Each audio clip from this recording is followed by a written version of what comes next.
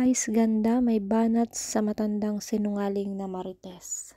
Disclaimer, ang mga larawan o video na mapapanood nyo ay hindi pag-aari ng uploader.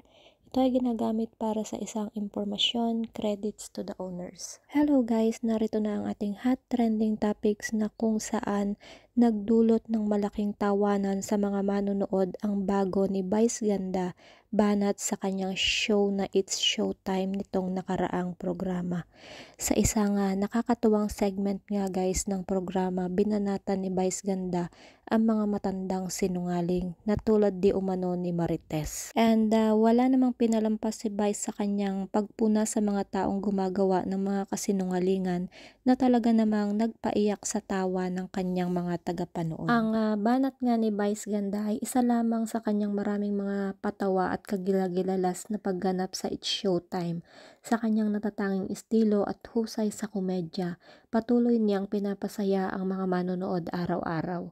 Ang bawat banat niya ay patunay lamang ng kanyang talino at kakayahan sa larangan ng comedy. Sa latest episode nga ng It's Showtime na kung saan binati ng mga co-host nito si Vice Ganda ng happy birthday dahil ipinagdiriwang nito ang ika-48 na kaarawan nito. Sa segment ng Tawag ng Tanghalan Kids ay nabanggit ni Vice Ganda na meron umano siyang i-release na bagong kanta na may titulong Buwak Buwak Buwak. Ang kantang ito ay nabuo ni Vice Ganda dahil sa kabagutan niya nito lamang katatapos na Holy Week.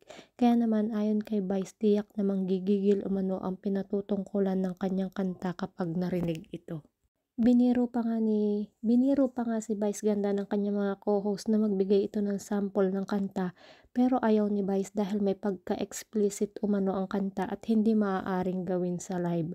Aniya pa ni Vice na nakakatuwa di umano ang kanyang kantang nabuo at pag-amin pa niya may mensahe umano ito sa di pinangalanang tao, pero ang mga netizen na rin mismo ang nagturo sa kolumnistang si Christy Permin. At lingid nga sa kaalaman ng lahat guys ay matagal nang may iringan itong si Vice at itong batikang kolumnistang si Christy Permin dahil base sa bardagulan sa social media, laging laman ng usapan ng grupo ni Christy Permin ang komedyante.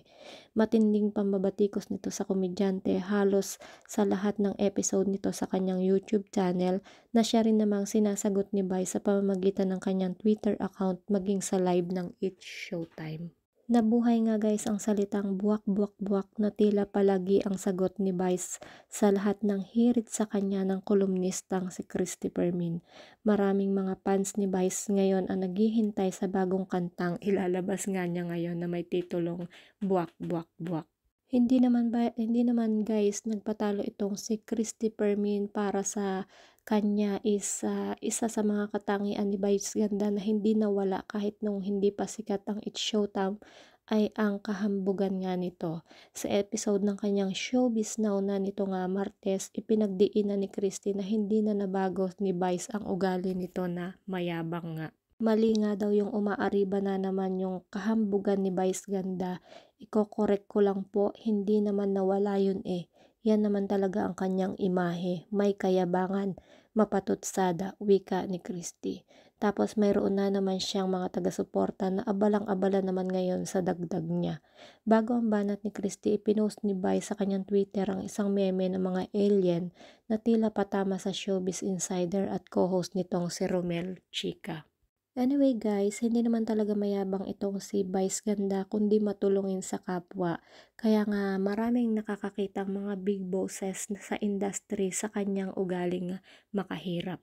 And isa nga siya sa nakita natin na matulungin sa kapwa. Lahat ng kanyang sinasabi ay may sense. Siya yung unang tao na di kinakahiya ang kanyang pinagmulan at doon siya minahal ng mga tao. Totoong tao nga itong si Memi Vice guys no at marunong tumulong sa kapwa at yun ang importante. Kung matatandaan nga natin guys no sa isang segment ni Christy Permin is pinulutan nga niya itong si Vice Ganda. Pinag-usapan nila ito ni Romel Chica sa programang radyo online Christy Per Minute na dahil sa sinasabing pagkakahawig ng monologo ng TV host comedian sa spoken na poetry na likha ng direktor na si Daryl Yap. Si Vice hindi pa kumikibo kung kinopya niya yung litanya niya kay Direk Daryl Yap. Ang dami-dami, kalat na yan sa mga dyaryo, sambit pa nitong si Christy. Bakit hindi mo aminin at sa mga nagsulat ng speech mo na kinopya nyo ang mga original litanya ni Direk Daryl Yap? Bakit walang umaangat sa inyo para magsabi ng hindi totoo yan? Magkapareho lang kami ng pahayag, dagdag ng veteran showbiz writer at host. Ayon, tinamad din itong si Vice at saka yung mga tagasulat niya ng speech. Bakit hindi nyo ngayon kontrahin? Dami ng nagpapatotoo. Hirit pa nitong si Manay Christie. Ayon pa nga dito kay Christopher Min ay mayroong malapit na kaibigan si Vice Ganda na pinanggalingan ng kanyang impormasyon. And ikinumpirma nga nitong ni Christopher Min si Vice Ganda sa isang mabahong imbornal daw ang kanyang hininga. Anyway guys, isa rin ba kayo sa naghihintay ng latest song nitong si Vice Ganda na Buwak Buwak Buwak? Hintayin natin guys no, kung ano yung mga mensahe dito ni Christopher Min. Talagang nagiinit nga itong talakan nitong dalawa na ito. Kayo guys, ano yung inyong mga suggestion, ano yung inyong mga komento, at ano yung inyong mga reaction?